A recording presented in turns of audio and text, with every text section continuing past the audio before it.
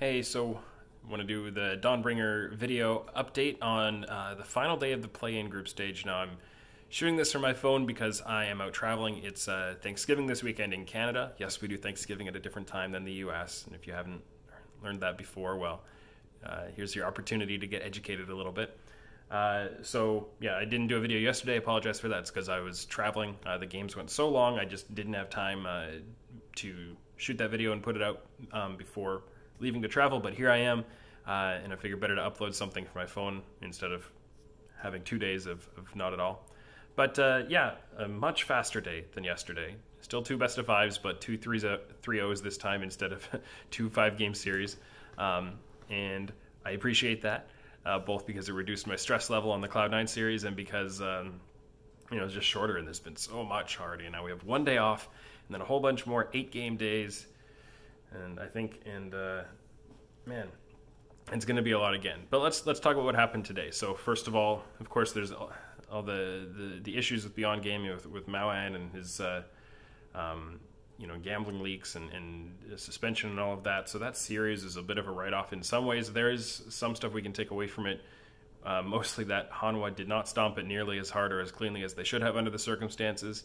Though they actually looked a little vulnerable in some points in that, Beyond at full strength might have been able to challenge them and bring it to 5. I don't think I would be so bold to say that they would have beaten Hanwha or like to predict that, but I think it would have been a close series based on the level Hanwha was playing at in that. But there were some good signs too. Willer had that one really good game, and Deft played well and all of that. But I mean, most of that series was just the fact that, hey, they didn't have a natural mid laner playing mid, and it kind of everything was kind of done from there. But I wasn't as impressed with Hanwha as I like. It left me with just the same number of questions I had about them as before. So I don't feel good about them going into groups. So on the Beyond side, obviously feel bad for the rest of the team that's impacted by what happened and how it took away their opportunity to actually compete and play that series the way they wanted to.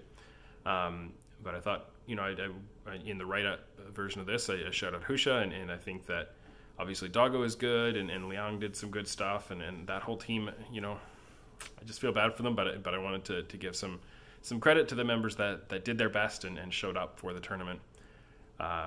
So kind of praises and condolences to them at the same time. And then finally, of course, we're going to talk about Cloud9.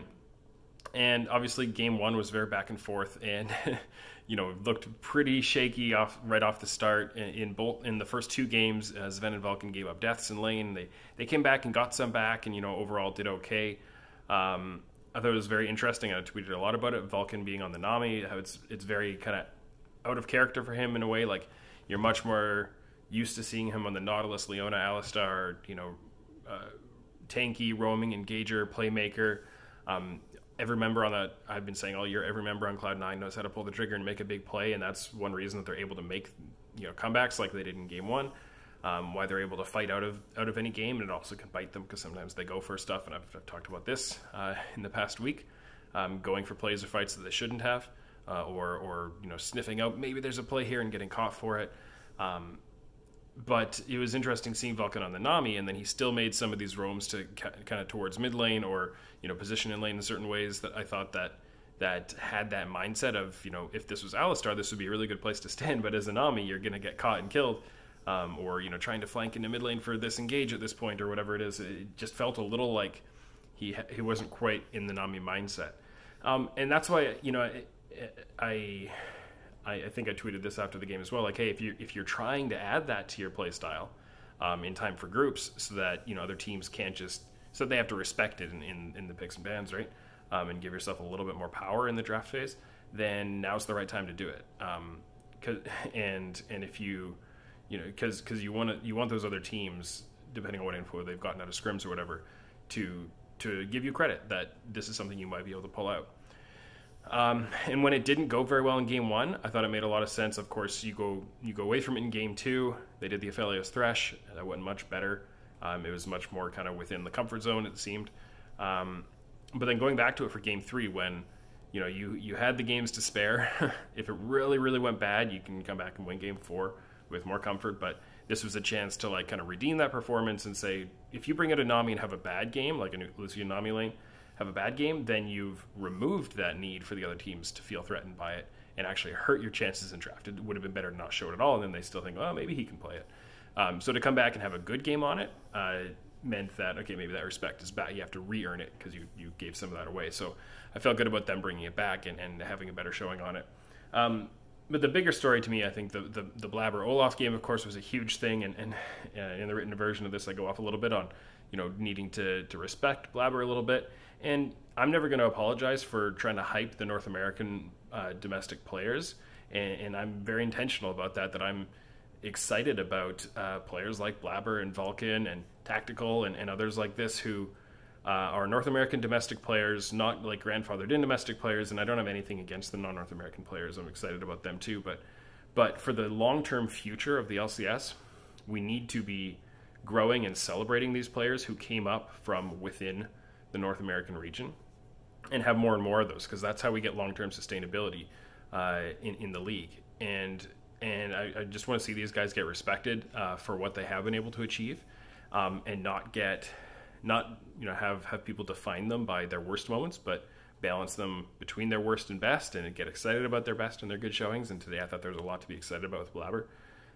He had a really good series, and obviously the Olaf game was the highlight. But overall, I thought he was really good, and I want to celebrate that. And I hope that being able to do that is something that carries over into next year when we. I think it'll be really tragic if we don't get a lot more players like that to cheer for with Kenvi, Tenacity, Jojo Pion. Of course, we have Danny, who came in this year. Players like that, Prismal, hopefully, and Golden Guardians, lots of others that I've been writing about all year from the Academy scene and below that, who should need to be the next Blabber, Vulcan, and Tactical. I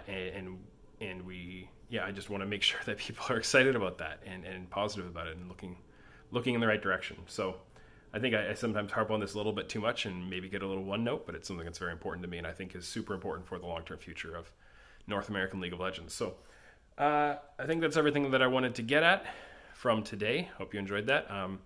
I didn't put out fantasy picks for today because of all the situation with Beyond, and I thought, I don't know, I feel a little weird about what's going on with all that, so I'm going to just let it go, but I'll be back with that on Patreon for the first day of group stage in a couple of days.